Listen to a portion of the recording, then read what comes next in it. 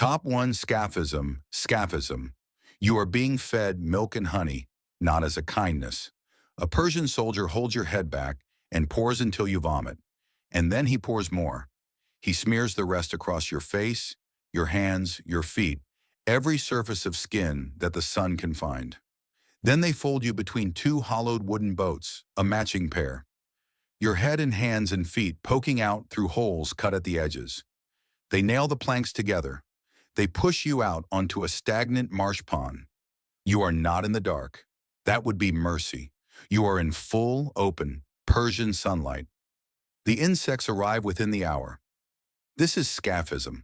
And the reason you have probably never heard of it in a history class is not because the sources are weak. It is because the civilization that used it decided at some administrative level to pretend it did not exist. The method is described in near-clinical detail by the Greek historian Plutarch in his Life of Artaxerxes, written around 100 CE, drawing from an earlier account by Ctesias of Cnidus, a Greek physician who served at the Persian royal court from approximately 415 to 398 BCE. Ctesias was not a tourist. He was the king's personal doctor. He claimed to have had direct access to the court records and the courtiers who witnessed what happened to a man named Mithridates, a Persian soldier who had the misfortune of killing Cyrus the Younger at the Battle of Cunaxa in 401 BCE. Cyrus was the king's brother. That distinction mattered enormously.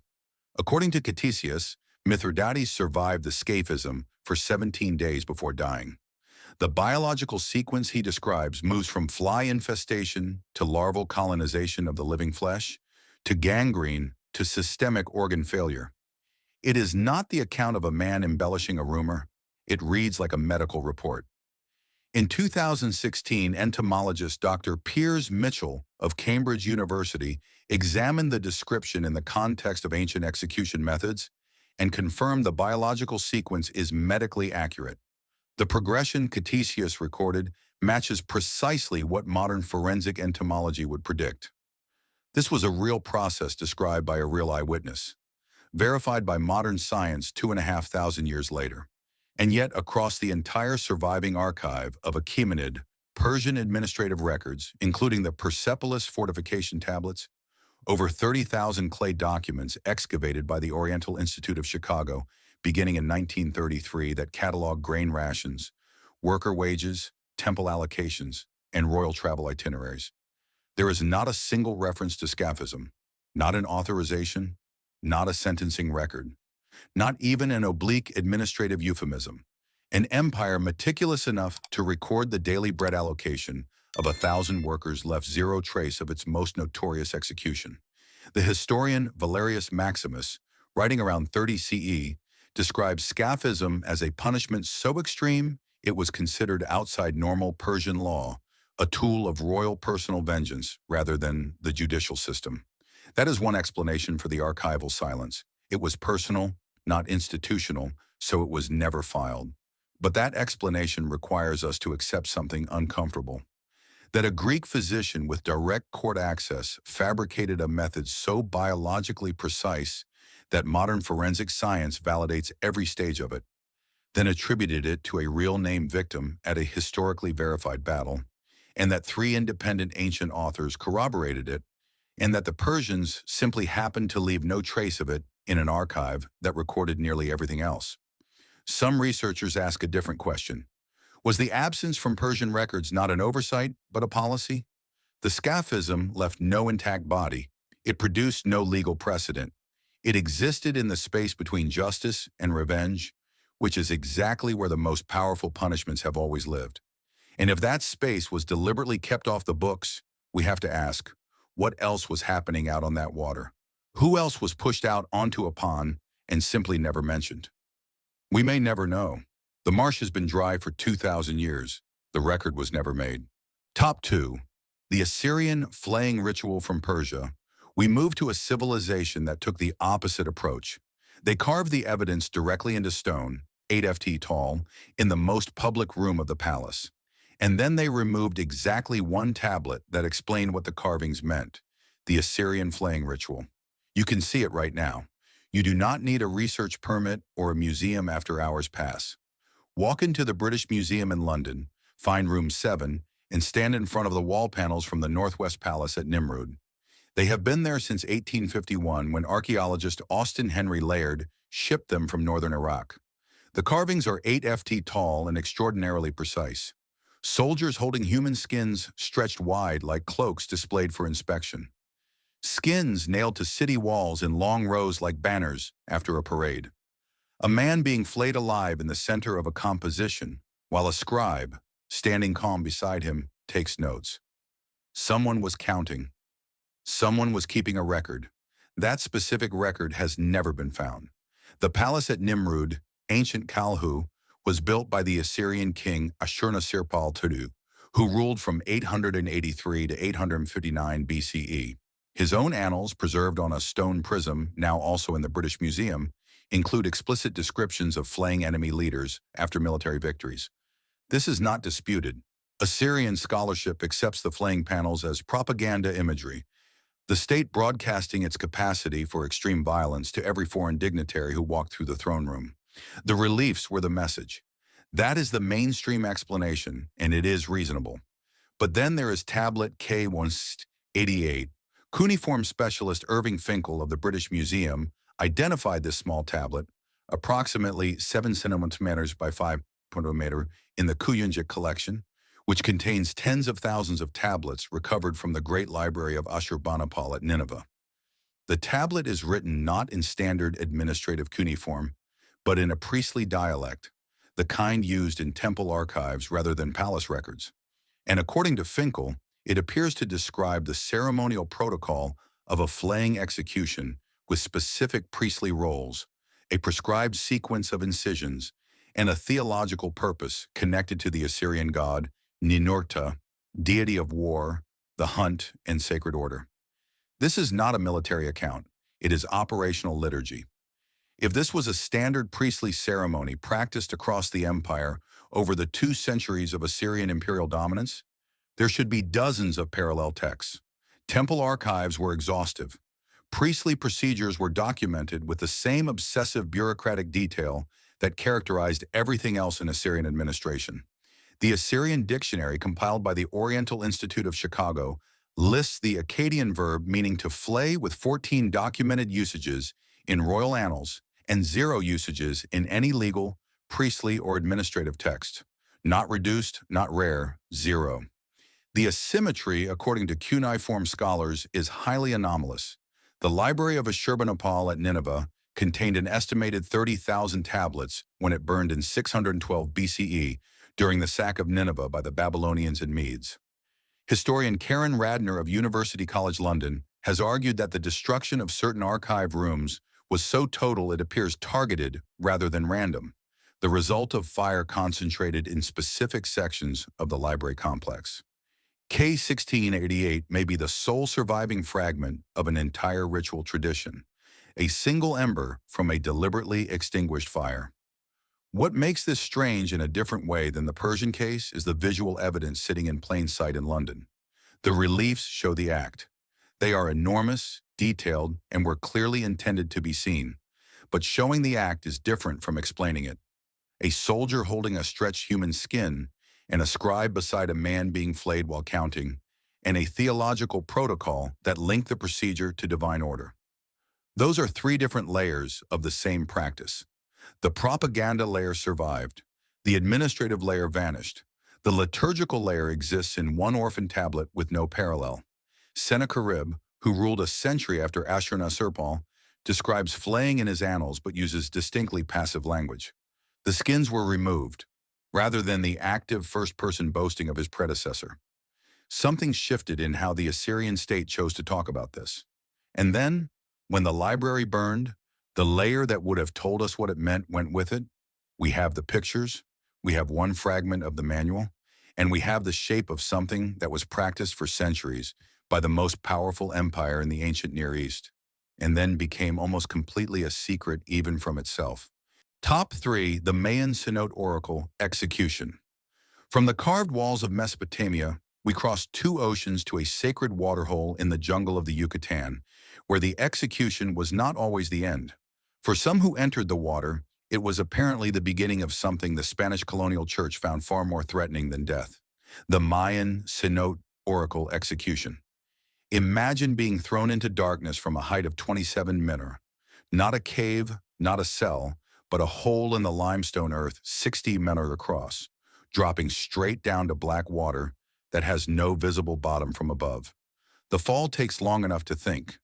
Then the water takes you. Now imagine that some of you were supposed to come back up. That is the part of this story that disappeared. The sacred cenote at Chichen Itza in the Yucatan Peninsula of Mexico is one of the most excavated ritual sites in the Western Hemisphere. Edward Herbert Thompson of the Carnegie Institution of Washington dredged it between 1904 and 1911, recovering over 30,000 artifacts, jade ornaments, gold discs, copal incense, obsidian blades, and the skeletal remains of at least 42 individuals, spanning every demographic from infants to mature adults. The cenote's role as a site of sacrificial offering to the rain deity Chak is thoroughly documented and widely accepted. That part is not the mystery. The mystery is a single passage in a document written by the man who burned almost every other document about Mayan religion that existed. Bishop Diego de Landa's Relación de las Cosas de Yucatán, written around 1566, is the primary Spanish colonial account of pre-contact Mayan practice. It is also the same document in which de Landa describes his own auto de fe at Mani on July 12, 1562. The event at which he burned what he recorded as 27 books of hieroglyphics and subjected approximately 1,400 Mayan individuals to inquisitorial torture. The Inquisition records from that event, known as the Proceso contra los Indios de Mani, survive. Historian Inga Clendinnen of the Universidad Autónoma de Yucatán called it the most thorough. De Landa's account of the cenote includes a brief passage that most scholars have treated as a minor detail, but which, read carefully, describes something with very different implications than straightforward sacrifice. He writes that individuals were thrown into the cenote at dawn as offerings, and that those who had not died by midday were pulled back to the surface by ropes, half dead, warmed by fires, and then questioned about what they had experienced below. Questioned for divine messages, interrogated as oracles who had passed through death and returned. A 2015 reanalysis of the cenote skeletal material by physical anthropologists Vera Teisler and Andrea Cucina at the Universidad Autónoma de Yucatán, using isotopic analysis of bone chemistry, found that the recovered individuals divided into two distinct populations. One group showed the dietary and physiological signatures of prolonged captivity and malnutrition. The other group showed the bone chemistry of elite individuals, people who had eaten well throughout their lives. Two different kinds of people in the same sacred deposit. That division is not explained by a single type of offering to a rain god.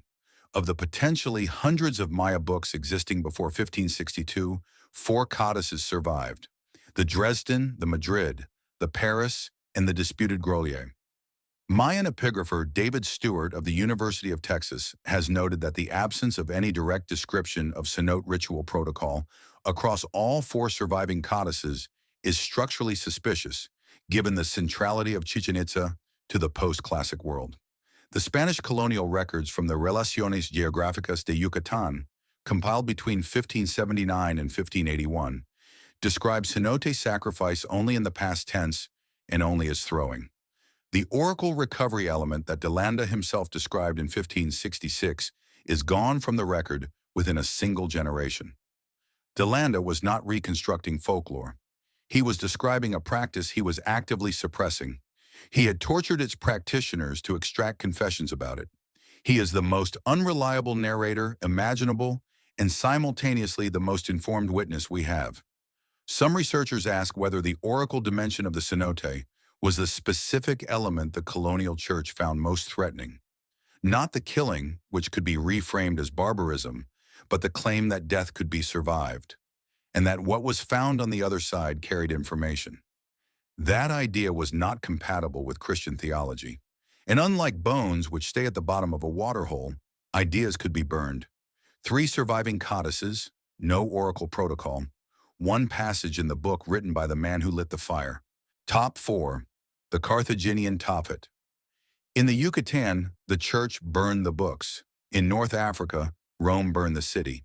But before Rome razed Carthage to its foundations in 146 BCE, it spent 2 generations telling the world that what happened inside those walls was too monstrous to be believed.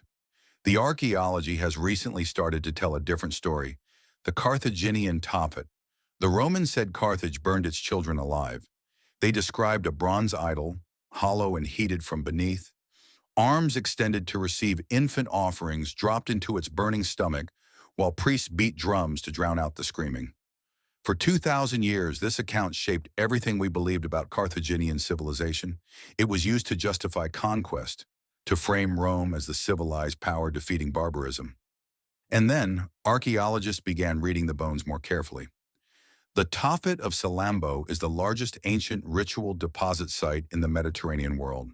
It sits in what is now central Tunis, Tunisia, covering approximately 6,000 square meters and contains thousands of burial urns spanning roughly 600 years of Carthaginian history, from the 8th to the 2nd century BCE. Excavations began in 1921 under Francis Kelsey of the University of Michigan and have continued with French and Tunisian teams since. For most of the 20th century, the site was accepted as physical confirmation of Roman accounts.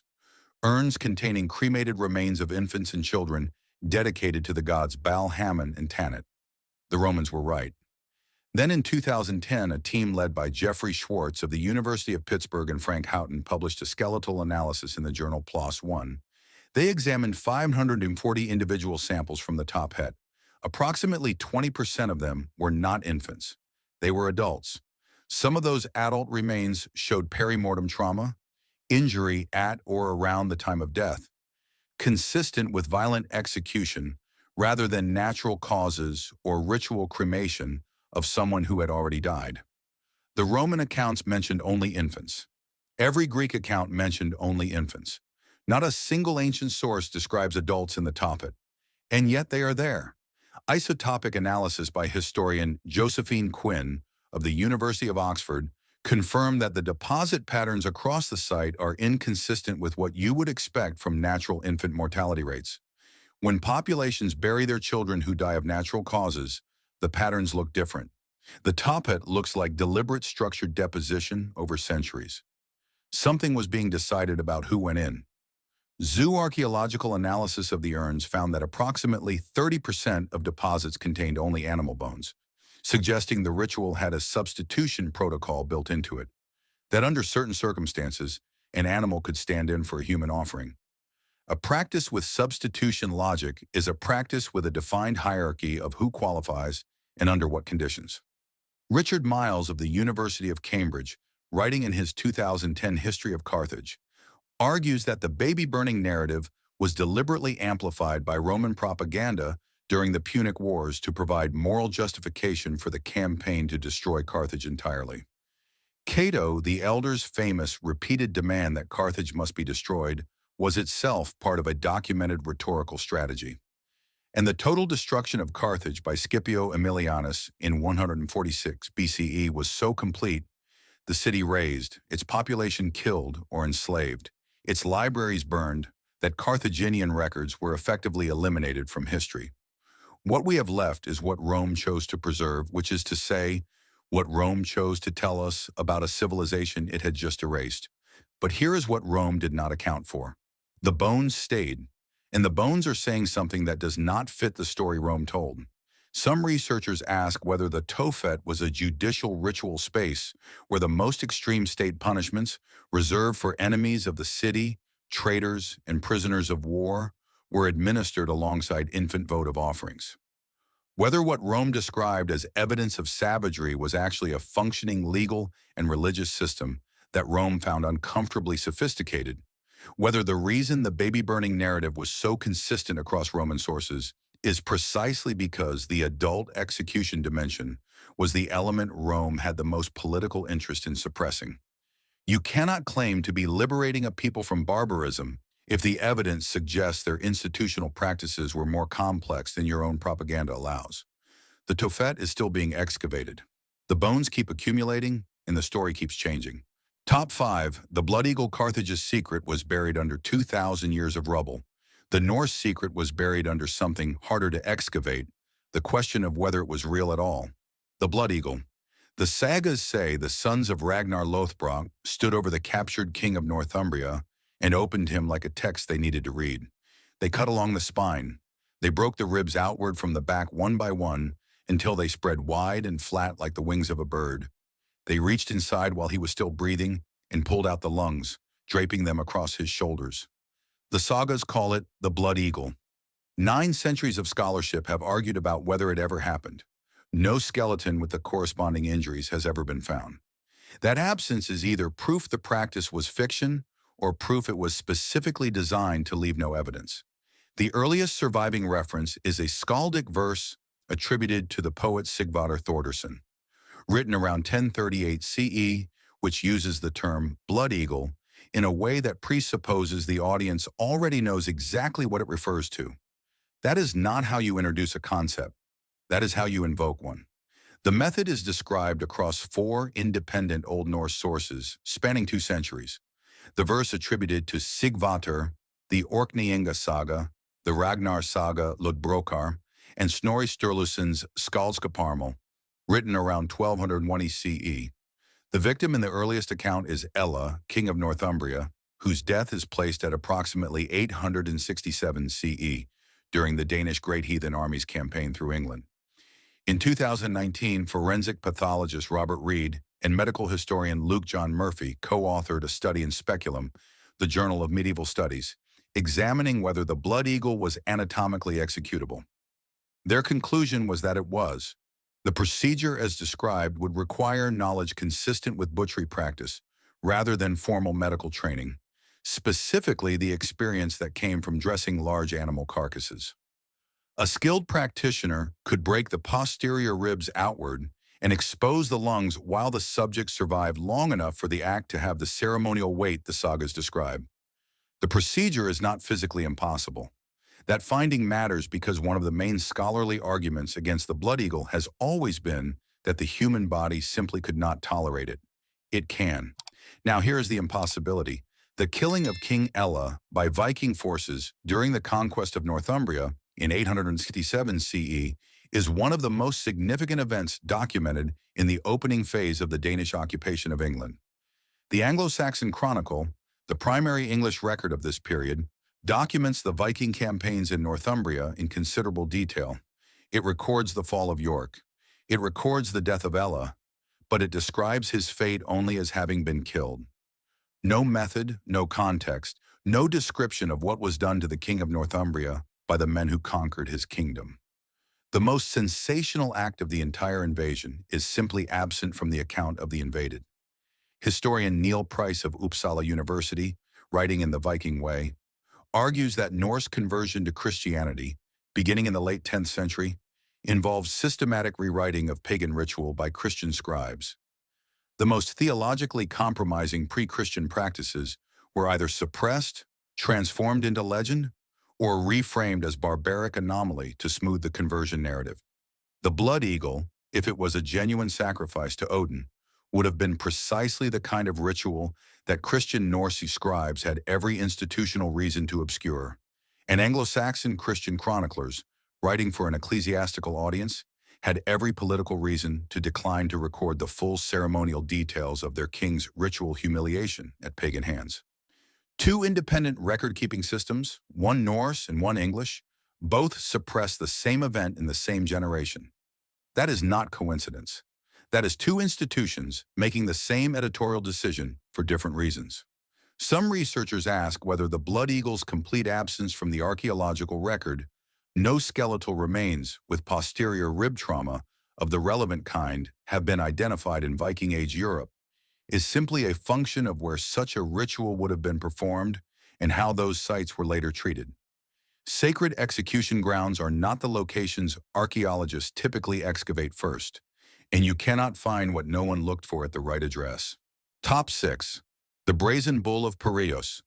From Scandinavia, we move to Sicily, where a man designed the most acoustically sophisticated execution machine in the ancient world, was the first person to die in it, and left no entry in the legal code of the civilization that used it for a century afterward. The brazen bull of Piraeus. Every source agrees on the detail that should bother you most. The man who designed it was the first person to die in it, not as punishment for a crime, as a demonstration. The tyrant who commissioned the device decided that after Piraeus of Athens had finished explaining how it worked, the most efficient way to test the acoustic calibration was to lock the inventor inside.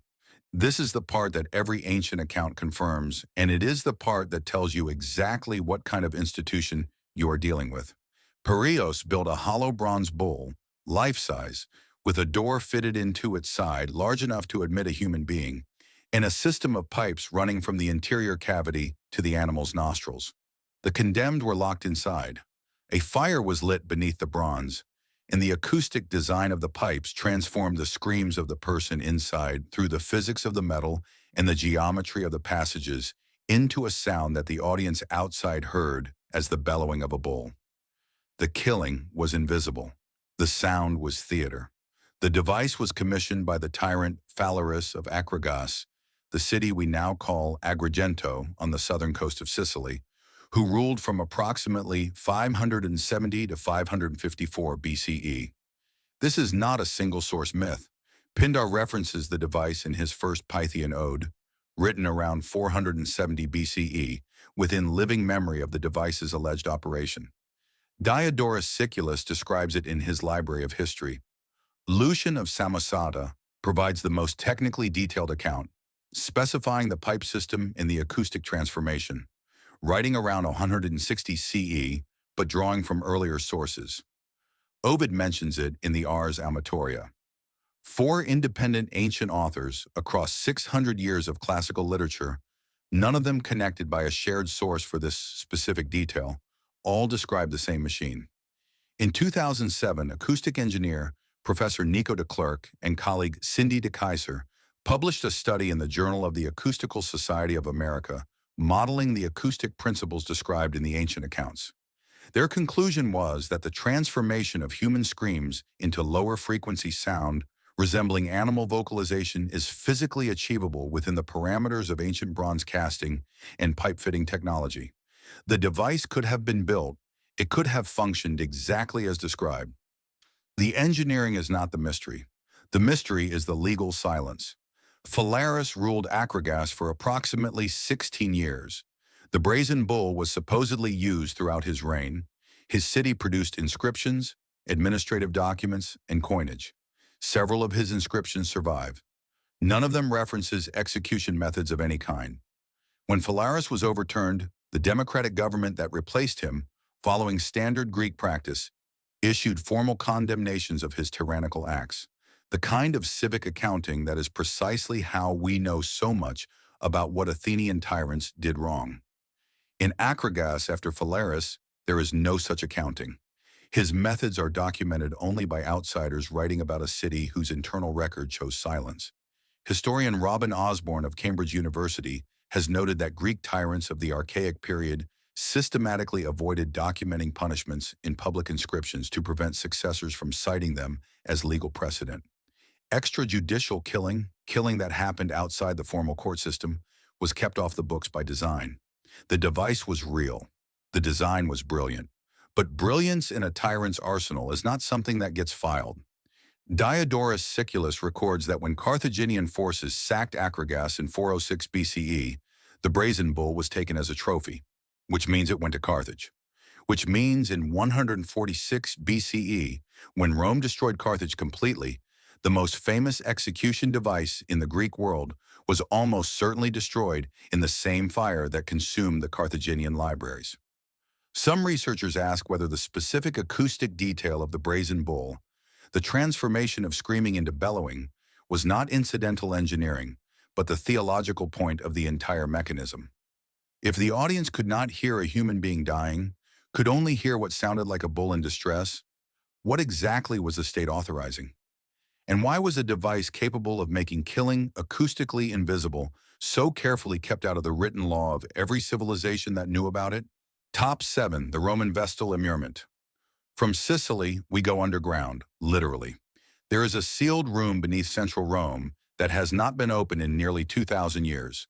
The women who were sent into it were never rehabilitated, and the legal records of their trials were removed from the senatorial archive within a generation of their deaths. The Roman Vestal Immurement. She was not killed. The law was very clear about that. No Vestal virgin's blood could be spilled. The Romans had constructed over centuries a theological and legal architecture that made direct execution of a Vestal impossible, while still finding ways to kill them.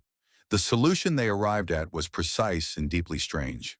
A small underground room was prepared near the Colline Gate of Rome, in the area known as the Campus Celeratus, the Field of the Wicked. The room contained a narrow bed, an oil lamp, a jug of water, a jug of milk, a small amount of bread. The condemned Vestal descended into it by ladder. The entrance was filled with earth and packed tight. Rome walked away. What happened next was between the Vestal and whatever she found in the dark. The practice is documented by Livy, Plutarch, Pliny the Elder, Dionysius of Halicarnassus, and Suetonius. It was used by most estimates on approximately 18 Vestals across the roughly 900 years of the Roman Republic and Empire, though only 6 are named in surviving sources. The other 12 are referenced obliquely, their trials invisible, their fates confirmed only by the gaps where their records should be. Of the named cases, the most documented is Cornelia, the chief Vestal of Rome, executed on the orders of Emperor Domitian at some point between 83 and 91 CE, depending on which modern historian you consult. Pliny the Younger, who was an adult in Rome during this period, describes Cornelia's descent into the chamber in his letters with the specificity of a man describing something that happened within his living memory. He records her words as she stepped onto the ladder. He describes the legal atmosphere surrounding Domitian's decision in terms that make clear he and his contemporaries regarded the charges against Cornelia as fabricated.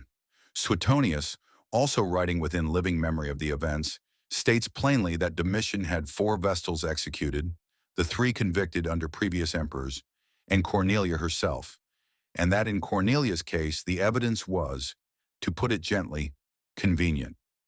Here is the administrative impossibility. The immurement of a Vestal virgin was not a casual act of tyranny. It required a formal legal process, accusation, investigation by the Pontifex Maximus, trial before the full College of Pontiffs, sentencing. It was Roman religious law at its most elaborate. That process generated paperwork. Yet the Acta Senatus, the Senate proceedings from Domitian's reign, which survive in fragments cited by later authors, contain no record of Vestal trials. The Vestal record itself, the institutional register maintained by the College of Pontiffs containing the names, terms of service, and fates of every Vestal from the founding of the office, has never been found. A document tracking 9 centuries of Rome's most sacred religious institution simply does not exist. Domitian's successor, Nerva, undertook a formal legal review of Domitian's most egregious judicial acts as part of what Roman sources call the restoration of liberty. Other categories of Domitian's victims received posthumous rehabilitation. Their honors were restored. Their condemnations were formally reversed. The executed Vestals received nothing. Their names were not rehabilitated. Their records were not recovered. Every other class of Domitian's judicial victims was addressed. The Vestals were left exactly where Domitian had put them, which is to say, underground and off the books. The Campus Celeratus has been identified by ancient topographers near the Colline Gate on the Via Nomentana, in an area now occupied by the infrastructure of the Stazione Termini complex in central Rome. The site has never been systematically excavated. It is not a question of not knowing where to look. It is a question of what a full excavation might find, and whether the political and institutional will to conduct one has ever actually materialized. A sealed room that was constructed to hold a human being, built to Roman engineering standards, somewhere beneath the eastern edge of central Rome, and the unspoken consensus appears to be that it should stay sealed.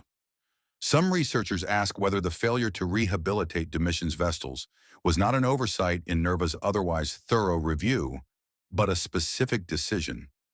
Whether there was a calculation that reopening the question of women who had been executed for sexual impurity, regardless of whether the charges were true, served no political purpose for any subsequent government. Whether the missing legal record was not lost, but left missing. The room is still there. The record is still gone. And the combination of those two facts is, in its quiet way, its own kind of answer. Top 8. The Aztec Tlaxcala. Pewali Stli. From a sealed room under Rome, we travel to a manuscript that spent 250 years in a cardinal's private library in a small town south of Rome, unseen by scholars. Its contents quietly quarantined from the academic world. It may be the most complete surviving record of what the Spanish colonial church tried hardest to erase, the Aztec Tlaxcala Pewali Stli. For roughly 300 years, the most intact pre-Columbian ritual manuscript in existence sat in a cardinal's bedroom. Not a library in the formal institutional sense, a private collection belonging to Cardinal Stefano Borgia of Velletri, who acquired it sometime in the 18th century by means that remain undocumented. The cardinal knew what he had. He corresponded with early Americanist scholars. He showed it to select visitors. He did not make it generally available for study. When he died in 1804, the manuscript passed to the Vatican Apostolic Library, where it was catalogued as Codex Borgianus Mexicanus I and remained under restricted access for nearly another 2 centuries. Full high-resolution digitization was completed only in 2012. What the cardinal had in his bedroom was a pre-Columbian Aztec screenfold book made of deer skin, approximately 4 mm long when fully extended, containing 76 pages of painted ritual content with no European iconographic elements of any kind. Its origin predates the Spanish conquest. It is one of 4 surviving pre-Columbian screenfold books, and it contains what researchers believe is an encrypted version of the Tlaxcala Pewali Stli ceremony, the Flaying of Men festival, encoded in a visual language that the colonial church spent decades trying to eliminate from the earth. To understand why this matters, you need the scale of what was destroyed. When Hernán Cortés completed the conquest of Tenochtitlan in 1521, the systematic elimination of Aztec pictorial manuscripts began almost immediately. Bishop Juan de Zumárraga burned a documented collection of Aztec manuscripts and codices in the marketplace of Texcoco in 1530. Diego de Landa's burning of Maya texts in 1562, catastrophic as it was one episode in a decades-long continental campaign. Historian Francis Cartunen has estimated that over 90% of Aztec pictorial manuscripts were destroyed between 1521 and 1600. Of the handful that survived, several did so because they were already in Europe, removed from Mexico in the early colonial period, by routes that in most cases cannot be fully reconstructed. The Spanish colonial accounts of Tlaxcala Pewali Stli that do survive primarily in Fray Bernardino de Sahagun's Florentine Codex, completed in 1577, and Diego Duran's Book of the Gods and Rites, written around 1574, were produced by Spanish priests working from the testimony of Nahua informants in the decades after the conquest. They are already filtered. They describe a festival spanning 20 days associated with Siptotec, the deity of agricultural renewal and seasonal transformation, in which sacrificial victims were flayed, and priests wore the skins for a ritual period representing the earth's new skin emerging beneath the old. The theology is documented. The general sequence is documented. The detailed anatomical protocol, the specific knowledge required to produce a complete intact skin from a living person in a way that preserved its ceremonial utility, is not. Art historian Elizabeth Hill Boone of Tulane University has identified a specific sequence of pages in the Codex Borgia that she associates with the Siptotec ritual, noting that the visual arrangement follows a logic distinct from the surrounding mythological sections. It reads as procedural rather than narrative. Forensic osteoarchaeologist Ximena Chavez Balderas of the Templo Mayor project at UNAM analyzed skeletal remains from the Great Temple excavations in Mexico City and found individuals showing perimortem cut marks consistent with systematic posterior skinning, beginning at the extremities and moving to the torso. That sequence matches the visual logic of the Codex Borgia pages. The Vatican Library holds the manuscript that may contain the pre-contact version of that protocol. The access restrictions are easing. The scholarship is accumulating. But the 250-year gap between the Codex arriving in a cardinal's private collection and being made fully available for academic examination is its own kind of document. Someone decided repeatedly across multiple generations that what the Codex Borgia contained was not something that needed to be widely read. Some researchers ask not just what the Codex shows, but why the church recognized it as dangerous enough to quarantine rather than destroy. Burning was always an option.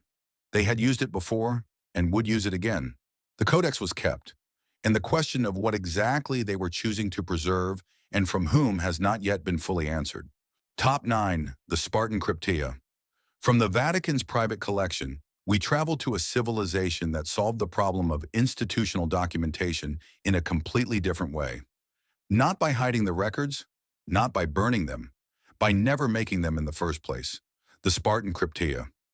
Every autumn, Sparta declared war on its own people, not an external enemy, its own enslaved population, the Helots, who outnumbered Spartan citizens by a ratio that ancient sources suggest was as high as 7-1.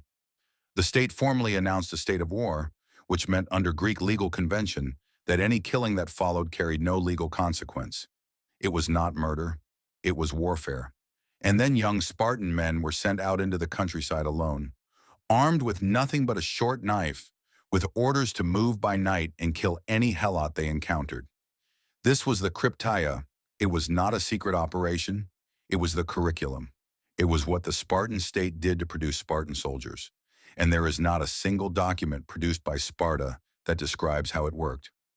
The Cryptia is confirmed by 3 independent ancient sources of the highest credibility. Thucydides, writing in the late 5th century BCE within 2 generations of events he describes, records in Book 4 of his History of the Peloponnesian War the disappearance of 2,000 Helots during the war period of approximately 424 BCE. They were selected for apparent military valor, honored in formal procession around the temples, declared free, and then, in Thucydides' words, nobody ever learned in what way each of them perished. Thucydides was not a careless reporter. The fact that he could not determine the method of killing 2,000 people who had just been publicly paraded through Sparta tells you something specific about how the institution operated. Plutarch's Life of Lycurgus provides the operational description of young men sent out at night to kill. Aristotle's Politics describes Spartan treatment of the Helots as a wound that never healed. Here is what makes the Cryptia categorically different from every other erasure in this list. The absence of Spartan documentation was not the result of fires, conquests, political transitions, or targeted suppression by a hostile power. It was the result of a policy. Plutarch explicitly records that the Spartan lawgiver Lycurgus prohibited the writing of laws on the philosophical principle that a living constitution of trained citizens was superior to a written code. This was not illiteracy. Spartans could write. We have Spartan financial receipts, military dispatches, and diplomatic correspondence. They chose not to document their governance, and that choice had a specific legal consequence. It made every institution of the Spartan state impossible to cite as precedent, impossible to challenge in court, and impossible to investigate from the outside.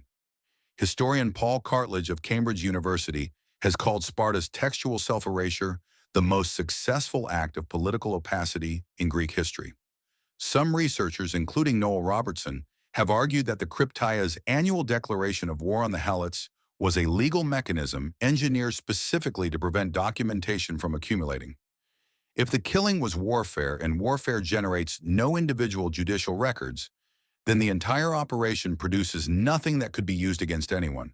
No sentencing documents, no victim registers, no authorization chains. The institution was self-erasing by design. It did not suppress its records afterward. It was structured to require none. The question that nobody has satisfactorily answered is the scale. Thucydides describes the disappearance of 2,000 people in a single episode and admits he cannot determine the method. Across the roughly 300 years the Cryptium operated in anything like its documented form, from the height of Spartan power in the 6th century BCE to the decline after their defeat at Leuctra in 371 BCE, the demographic arithmetic becomes genuinely staggering.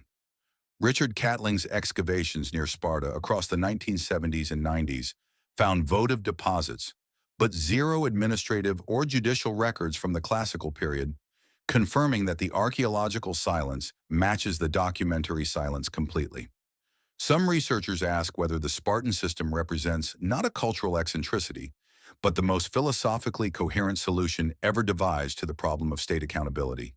If you genuinely never write it down, there is nothing to find. No archive to burn, no tablet to smash, no records to seal. The cover-up is structural rather than reactive. The crime, if that is what it was, is committed in the absolute silence of a state that understood, perhaps better than any other in ancient history, that the most dangerous thing a government can do is leave a paper trail. Top 10. Qin Shi Huang's Purged Execution Record.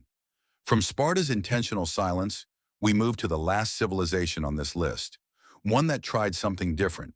It created enormous quantities of records and then burned them. And the man who ordered the burning is now considered the father of a nation.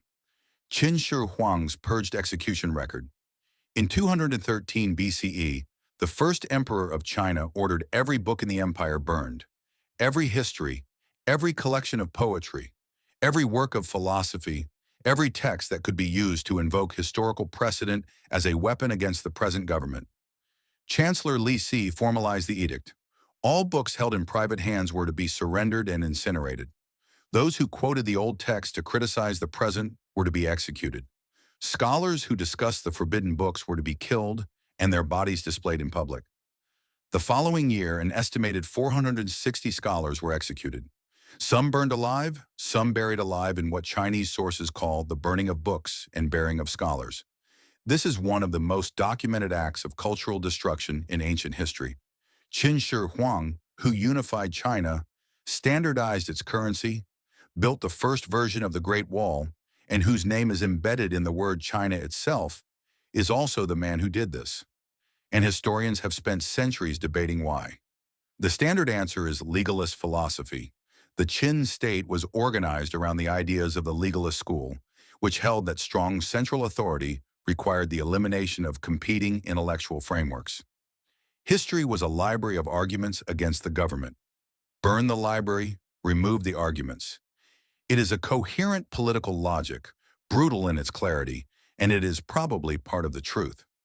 But there is another dimension that has received less attention. The Shui Hudi bamboo texts, a cache of Qin legal documents discovered in a tomb in Hubei province in 1975, represent the most complete surviving sample of the Qin legal code. They date to 217 BCE and were buried with a local magistrate.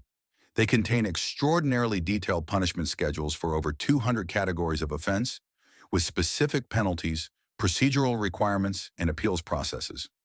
Historian Robin Yates of McGill University has noted that this remarkable code is entirely silent on one category of crime: treason and political offense.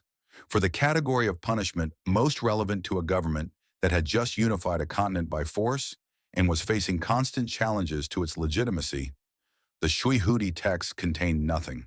Not reduced detail, not simplified procedure, nothing. Sima Qian's records of the Grand Historian, the Shiji, written around 91 BCE, approximately 120 years after these events, describes execution methods used against Qin Shi Huang's political enemies that go well beyond the standardized penalties of the surviving legal code. Sima Qian was himself a survivor of imperial judicial torture, castrated by order of Emperor Wu for the offense of defending a disgraced general. He was a historian with direct personal knowledge of what imperial punishment felt like and direct institutional memory of what records it produced.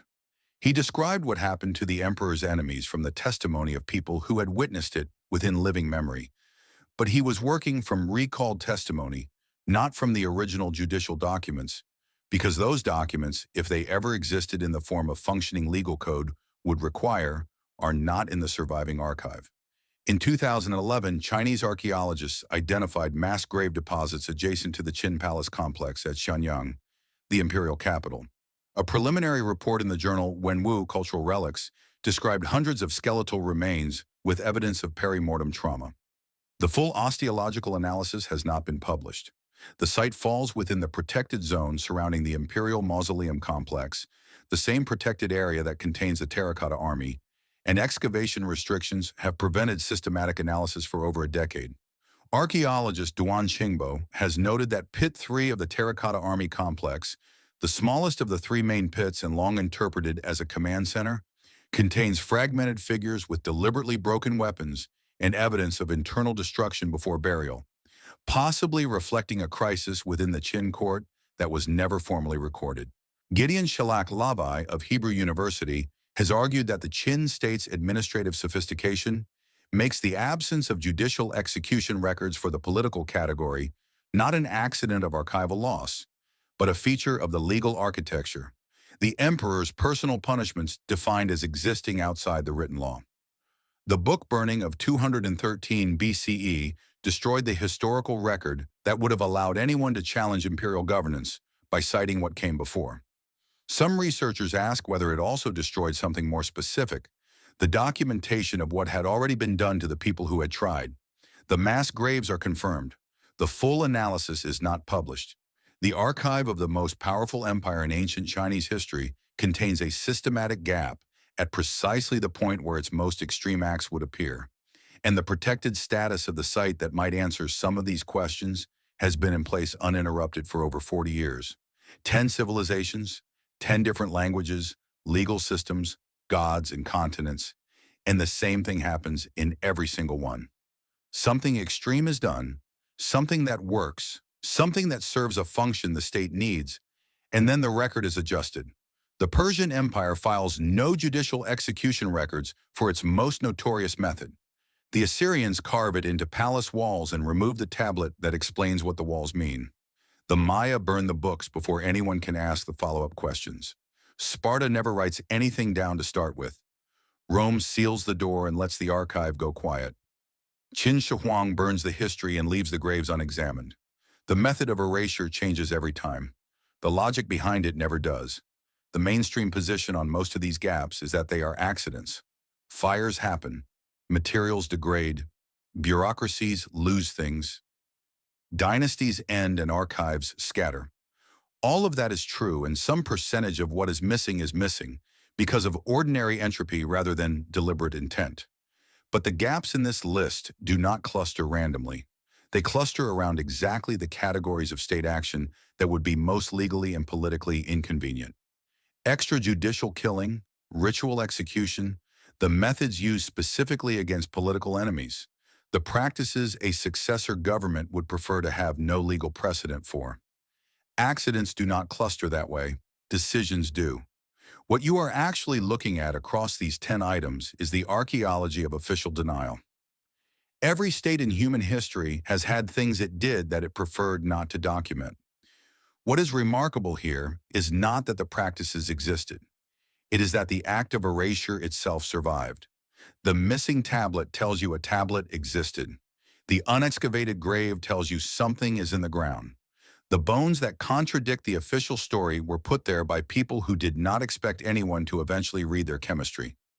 The cover-up outlasted the cover-up. The truth is still in the ground, still in the archive, still under the city, waiting, as it has been for 2,000 years, for someone to ask the right question. Most people walk past these things. They read the museum placard, accept the textbook explanation, and move on. You are still here because you understand that a gap in the record is not the end of the question. It is the beginning of the real one. That instinct, the refusal to let a silence just be a silence, is what actually separates the people who receive history from the people who interrogate it. If these stories of buried truths and official silences have changed how you view the history books, subscribe to our channel. We are excavating the past that empires tried to incinerate. Join the investigation. The next vault of secrets will be open soon. Like and subscribe to keep the record alive. History is not just what was written down. It is what was buried, and we are here to dig it up. See you in the next discovery.